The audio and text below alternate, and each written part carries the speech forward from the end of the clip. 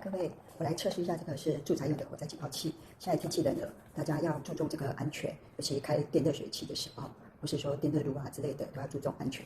然后这个是烟雾的，就是说家里如果烟雾突然间发生火灾，烟雾大的时候可以开起来，它会有个警报的声音。现在测试给大家看一下，这个就是它的那个警报器哈。然后它这个是有电池要插上去，电池。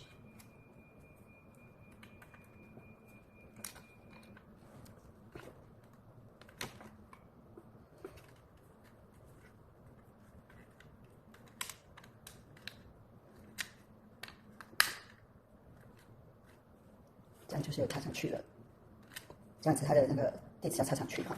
然后接下来就是把这个关起来。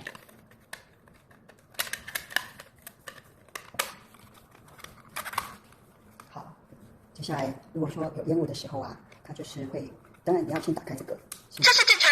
好，现在测试正常。OK， 然后呢，如果说忽然间烟雾很大的时候，它就会有这个警报。我先按一下测试的哈。火灾！发生火灾！快写指定照。看它也是台语的，然后听说它还有国语的。火灾！发生火灾！快写指定照。这是台语的系统哈。测试正常。所以说这个代表打开的话，就是可以安全措施。